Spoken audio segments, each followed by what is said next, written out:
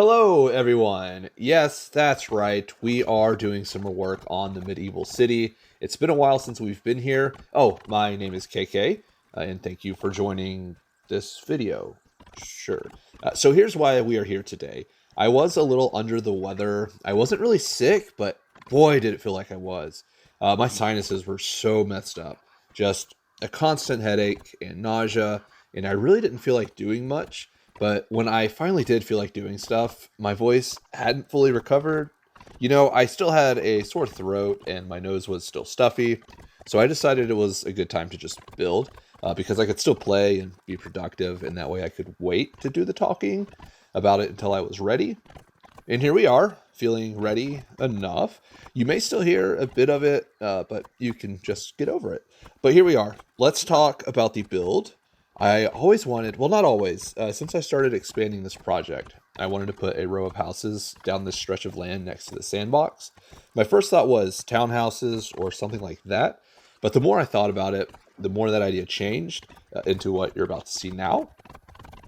This area is semi-disconnected from the rest of the developing town, so I thought this would make the most sense to be the town's wealthy elites' houses, luxury lifestyles separate from those common folk, those kind of people. And you'll notice that I don't complete the bottom of the backsides, and that's partly because I'm not sure what to do. I also don't do interiors because they would be very resource-intensive interiors. And it's not that I don't want to grind for those resources, it's just a lot of the things I'd have to wait for and keep waiting for them to respond, to keep gathering, to have enough to actually complete the interiors. I actually had to keep gathering acorns even, and spurs and other stuff like that just for the exteriors because I was using them up so fast. Thankfully those respond quickly though, so they were always there every time I went back for them. But things like charcoal and pine cones, which I also used a lot of those, they're pretty much dried up now, like my reserves. I have very little left, and that is how it is for most of the resources I would need to do the furniture and stuff inside the houses.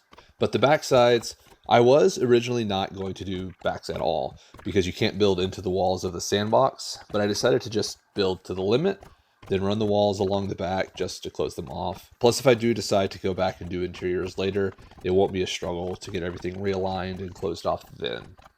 Yeah. So what's already been built? We have a riverside dock.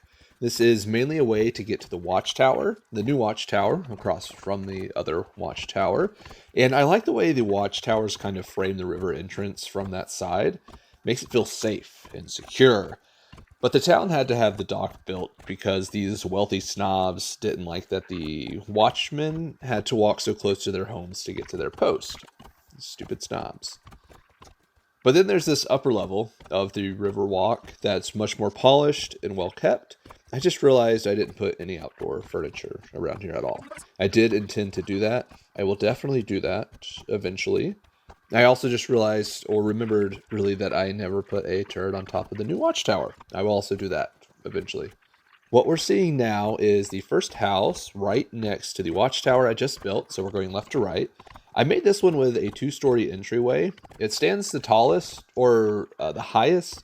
I think all 4 of them are actually the same height in the interior from floor to ceiling, with only 2 of them having room for a basement. I think that's right. But the overall height of this one makes it like the most imposing. Plus it's at the end of the row, so I guess it's kind of like the head of the elite or something like that. The mayor? No, I don't think I like that idea. I'll have to think about it. But as you can see, there is a lot of space in here, and that's an ongoing theme for the 3 that follow too. So you can see how resource heavy a project like filling the inside of each of these houses would actually be. I considered the idea of asking others for help to help me grind for everything, but that would only really help with the common resources or the resources that respond quickly. Like it wouldn't really help getting the stuff I don't really need help with. Does that make sense? It's just that stuff that takes days to respond. I think I'm kind of getting, like I'm starting to repeat myself now. But the moral of the story is resource gathering sparse materials is hard, even with help. I just realized I didn't put windows on this little side balcony. I meant to do that. Did I really not do that? Maybe I do it later? But this wall of the upper peak was wooden, but it didn't flow with the brick wrapping around to the lower level on the side, so I changed it to be brick as well. Helps the flow. I hope the new update has more building types, new walls and floors and whatever. Something with color would be great. That would really help break it up and create more depth and intriguing structures. There are just so many neutral colors. Also, vertical half walls. I really want those. All of that would help with uniqueness between buildings. Something that was very important to me with these and most of what I build was making sure that each house was unique. I didn't want them to look copied and pasted with some adjustments. I wanted each to be their own, and I made them all on different elevations, or at least from one to another. I believe this one and the last one are actually on the same level, and I left gaps between each one. These gaps go all the way down to the grade or to the ground level, and wherever I was able to leave the grass in, I did. I think it really helped to separate each house. The green helps to break it up between all the neutral colors. Oh, and by the way, this is something I don't typically do, but I do want to start mentioning it more. I do have a Twitter. I mainly only use it for posting when I post a video here. I've got a handful of followers there, but I would like to start using it more for updates and just general shenanigans.